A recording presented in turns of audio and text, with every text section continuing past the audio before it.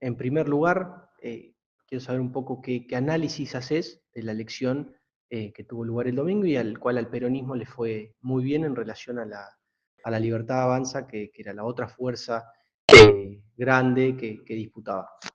Bueno, en primer lugar, agradecerle a toda la comunidad de Bolívar el acompañamiento obviamente a nuestro espacio político.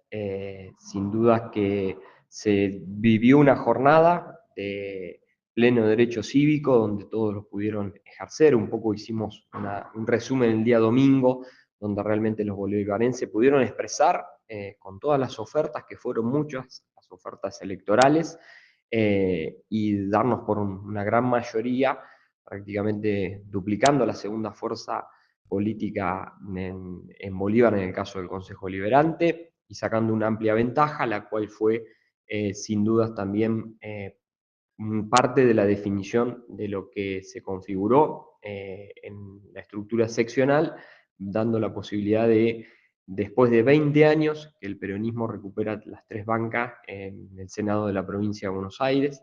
Realmente una enorme felicidad, digo, de poder trabajar en un camino que ya marcó Bali en el Senado, darle continuidad y, por supuesto, fortalecer un proyecto del interior de la provincia de Buenos Aires, llevando una agenda que es la agenda de Bolívar. Siempre planteamos nosotros que no es ningún título personal, sino que es un logro para todos los bolivarenses. Desde ese lugar lo planteamos y, por supuesto, de toda la región. Bueno, en particular imagino que ya has pensado, eh, o por lo menos cuáles son las problemáticas que afrontan los distritos del interior, la mayoría similares a Bolívar, si se quiere, en demografía, en productividad, etcétera. Otros como La Barría, quizá con otro tipo también de matriz económica que se te incorpora como la industrial. ¿Qué venís pensando en ese sentido? Sí, tenemos comunes denominadores en lo que son las problemáticas. El freno de la obra pública del gobierno nacional es un daño que es realmente, cuando miramos la estructura logística de las rutas nacionales, la ruta 3, la ruta 226, la ruta 205, que están provocando, en primer lugar, víctimas fatales que hay que retomar. Como hace pocos días el Senado Nacional pudo hacer el reclamo y restablecer el financiamiento y que no se disuelva los campamentos de vialidad, que eso es un reclamo que hicimos a viva voz la totalidad de los intendentes radicales, intendentes del espacio de Fuerza Patria, porque justamente lo vemos reflejado en la cantidad de accidentes que diariamente tienen que salir las ambulancias con todos los equipos sanitarios a asistir, y como contraprestación de eso no existe ninguna contraprestación por parte del gobierno nacional. Por citar un común denominador, que vas a Saladillo, vas a Roque Pérez, vas a Alvear, vas a Olavarría, vas a Azul, a Tapalqué, y hablamos del mismo idioma entre todos los intendentes. Y obviamente una agenda que nos preocupa también es la agenda de lo que está aconteciendo con los recortes en la tercera edad, en los adultos mayores, todo lo que tiene que ver, cómo se han visto afectados muchos de estos programas, como así también con la discapacidad. Realmente el maltrato y la crueldad que se ha tenido con la discapacidad es parte de esa agenda que vamos a llevar a un reclamo de unidad, entendiendo que son quitas que ha hecho el gobierno nacional en este aspecto y que están dañando profundamente los sectores que menos posibilidad quizás tienen también de reclamo. ¿Sí? ¿Crees que ahí estuvo en parte o hubo una respuesta, si se quiere, de la sociedad, pero en particular de esos sectores en esta elección hacia el gobierno nacional? Yo estoy convencido que las urnas hablan, ¿sí? Uno cada vez que abre las urnas tiene que entender e interpretar lo que la sociedad nos está comunicando. En este aspecto, tanto a nivel local, nosotros tenemos para escuchar, tenemos para mejorar. En el orden nacional, por supuesto que también hay muchas de estas decisiones desacertadas, que realmente han hecho un daño muy profundo en los sectores, insisto, que muchas veces no tienen la posibilidad de ejercer un reclamo. Y por supuesto que es nuestra obligación, nuestro deber también desde el lugar, y uno como intendente que vive el día a día, lo vemos todos los días en los recortes que se lleva adelante el PAMI, que lleva adelante distintos organismos nacionales, la primera ventanilla que se golpea es la del intendente, en todos los distritos. Eso ocurre y todos sabemos y tenemos el termómetro bien cercano. Entonces, una de las problemáticas que entendemos que tiene que ser a partir de lo que ha dicho el resultado a nivel provincial, escuchada por el gobierno nacional y atendida. Mencionabas lo del primer mostrador. Uno imagina que al inicio, cuando surgen estas problemáticas, puede llegar a haber algún tipo de disconformidad con ese primer mostrador. ¿Te pasó como intendente de que hubiera adultos mayores, personas que dejaron de recibir algún tipo de medicación, personas con discapacidad que venían quizás en tono de reclamo a la municipalidad y vos le tenías que explicar, o tus funcionarios también, explicarle cuál era efectivamente la situación y el contexto, en este caso, de recorte de recursos, a partir de la coparticipación? Ese puede ser un caso, o también con programas nacionales. Sí, la realidad que hoy vos te encontrás con la quita, en primer lugar, que hace el programa nacional, que puede ser a través de la obra social PAMI, incluir salud, discapacidad, y el vecino, el adulto, se acerca a la farmacia del hospital, se acerca a la privada del intendente a hacer el reclamo por el medicamento, por la quita del remis para hacerse un tratamiento fuera de Bolívar. Y eso obviamente que el vecino lo que necesita es que le resolvamos el problema, lo identifica y uno no se, tampoco se involucra en explicar muchas veces cómo son los canales que ha tomado el gobierno nacional de recorte, sino simplemente en buscar las soluciones. En eso hemos colaborado en muchos casos, articulando, inclusive llevando también el reclamo en el orden judicial, porque hemos tenido que judicializar algunos tratamientos. Hablo de oncología. En Argentina eliminaron el Instituto Nacional del Cáncer, o sea, lo están desfinanciando, como están desfinanciando el Garrahan. Digo que son cuestiones extremadamente sensibles. Entonces, en ese aspecto, uno ve un sinnúmero de organismos que están con una ponderación, con una historia, con una profesionalización única. Estamos viendo cómo se están disolviendo y la verdad que es de profunda preocupación, porque cada vez que tenemos un niño con una emergencia, a lo largo y a lo ancho del país, sea quien sea y del color que sea el intendente, lo primero que hacemos es buscar una cama de Garrahan.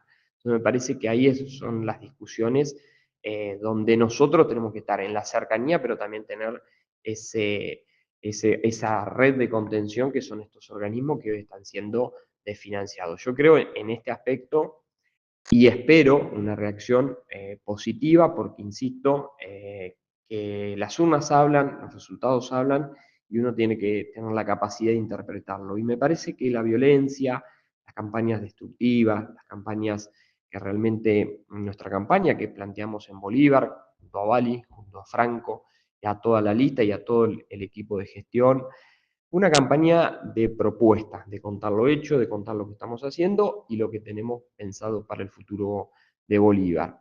Contra campañas donde la totalidad del arco opositor lo único que hizo es una campaña carente de propuestas, carente de ideas, carente de propuestas superadoras que vengan a enriquecer. Sin embargo, uno vio que lo único que buscaban era criticar, desnotar sistemáticamente y hasta en lo personal, digo. Entonces me parece que hay una sociedad que está un poco cansada porque tenemos un presidente que lo único que hace es insultar, lo único que hace es llevar adelante un discurso de mucha violencia.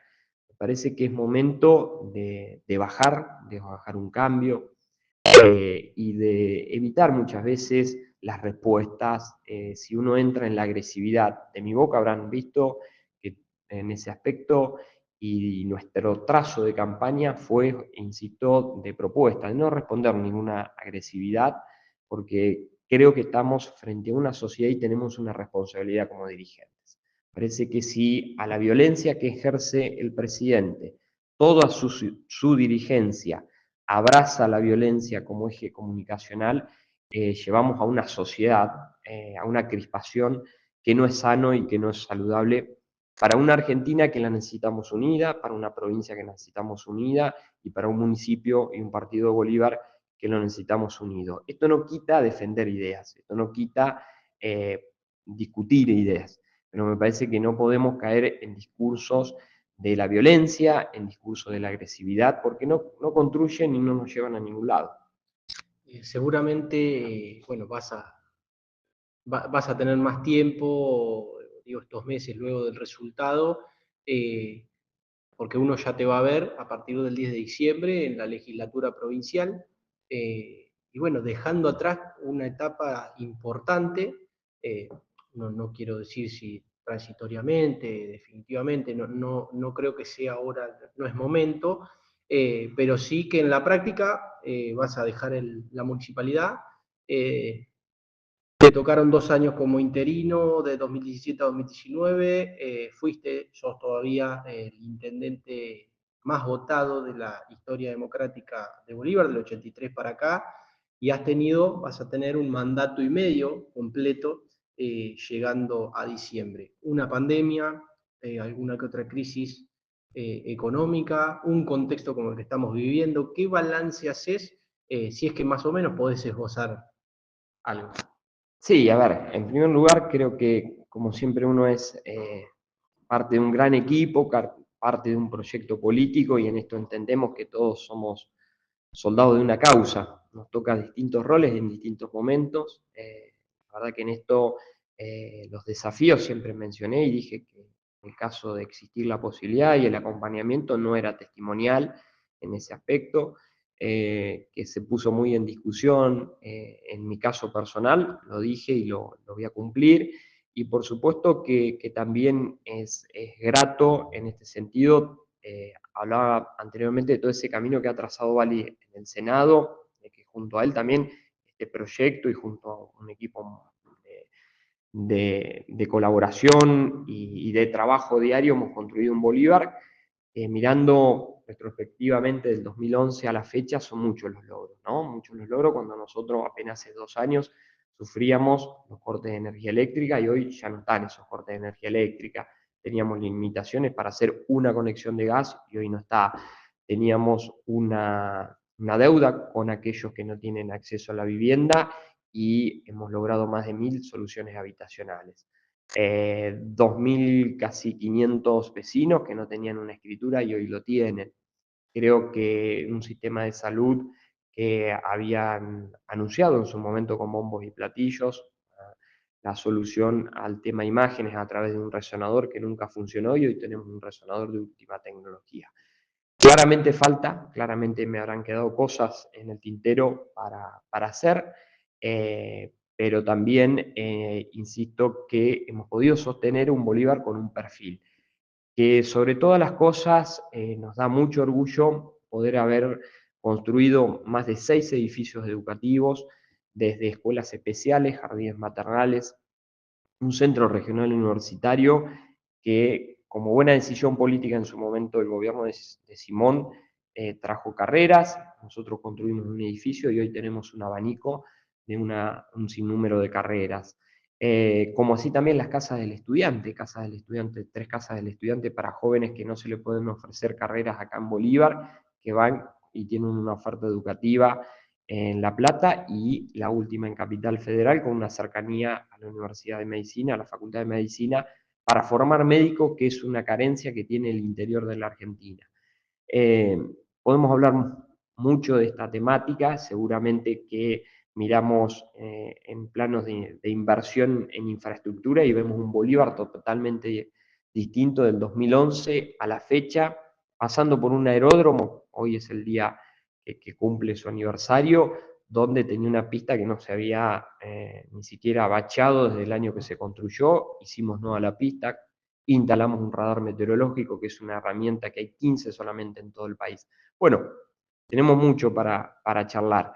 Y hoy lo que soñamos con Bali en este nuevo desafío, por supuesto, es darle mayor energía a todo lo que tiene que ver con esa obra pública que ha paralizado el gobierno nacional, llevarlo como agenda, porque tenemos muchos sueños todavía pendientes. El Instituto 27, un edificio ultra mega necesario porque los jóvenes y adolescentes que están estudiando ya están con un desalojo en marcha prácticamente y una obra que el gobierno nacional la paralizó. Bueno, la obra de cloacas, que es una planta de cloacas que cumplió su límite, su capacidad operativa, que estaba licitada, el gobierno de Milei la paralizó. Bueno, tenemos que estaba hecho el proyecto, estaba financiada, adjudicada y licitada, y lamentablemente cayó en esta motosierra de obra cero, como también la complementación y la finalización de lo que nos queda en la etapa de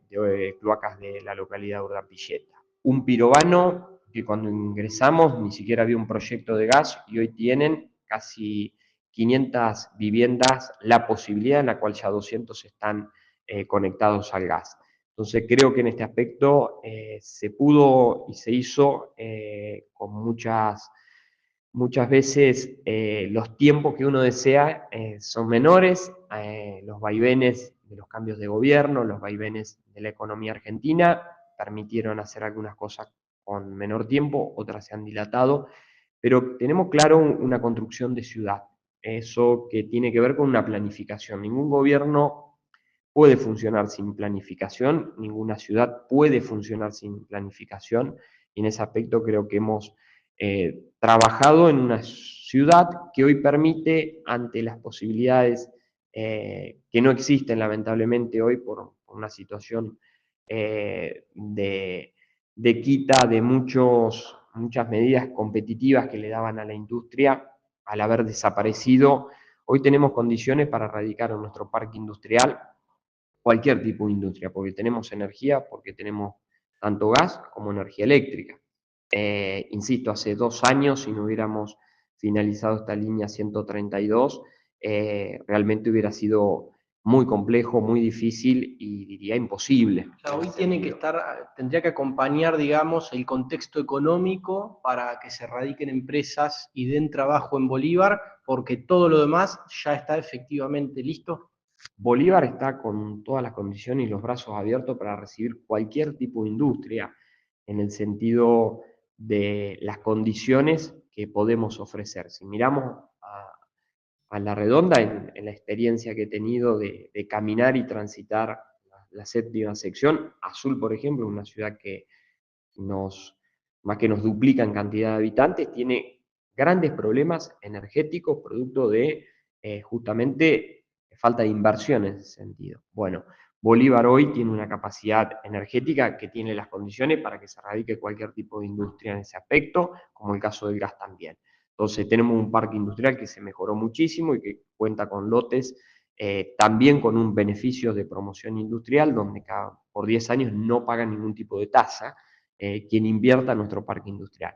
Creo que todo eso acompañado de un modelo sería realmente de la macroeconomía que permitiera, fomentara el desarrollo de las industrias y de las pymes, sería lo que hoy complementaría un Bolívar que es el que soñamos, ¿no? Con mayor valor agregado a la producción local, como pudimos ver hace pocos días, el inicio ya y la finalización de un frigorífico avícola que va a ser algo muy positivo porque ahí estamos dándole valor agregado a las proteínas animales, ¿no? Y queda en Bolívar.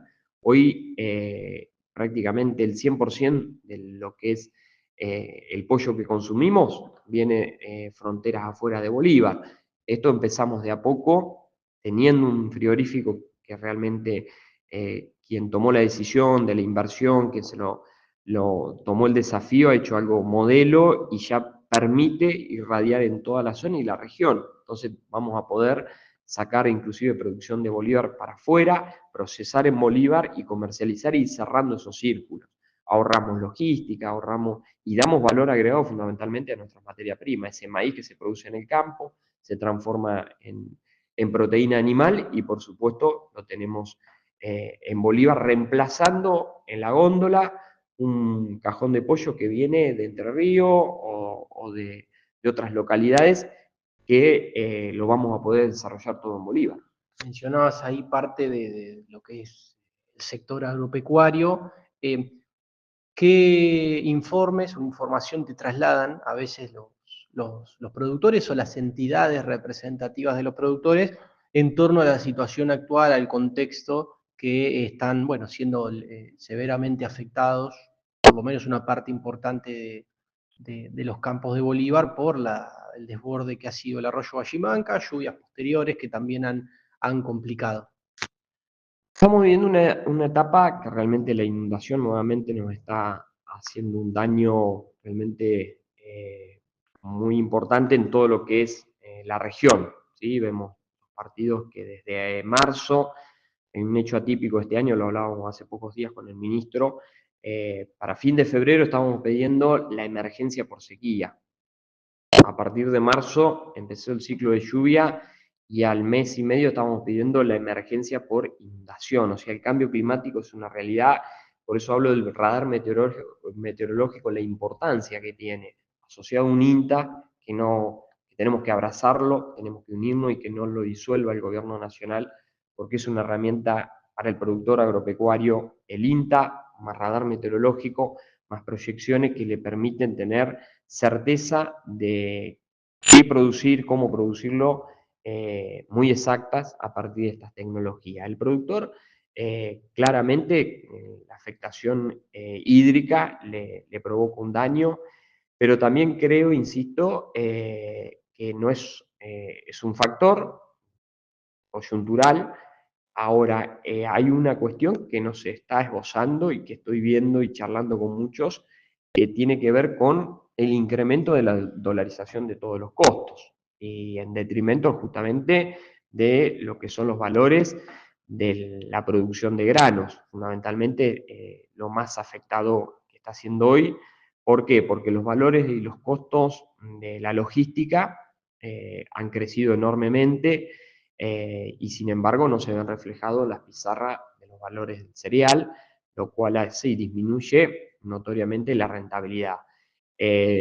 Cuestión que, bueno, que me parece que son decisiones del gobierno nacional que están afectando, si bien ve que han elaborado distintas ecuaciones en materia de retenciones y demás, pero la rentabilidad sigue siendo una cuestión que está en discusión para el productor de granos, en el caso del interior. No es lo mismo quien está cerca de los puertos, quien está con las distancias que nosotros tenemos, porque conlleva un costo de logística que influye directamente sobre la reducción de la rentabilidad. Cuando uno ve los cargos legislativos, dice concejales, diputados nacionales, muchas veces no hay tanta gestión en esos roles. Ahora bien, cuando se habla de la legislatura bonaerense, es indisociable de la cercanía con los ministerios, con la gobernación. Veremos de ahora en adelante, a partir del 10 de diciembre, a vos quizás con mayor presencia en La Plata, tocando puertas, con ideas nuevas también para proponer al equipo local.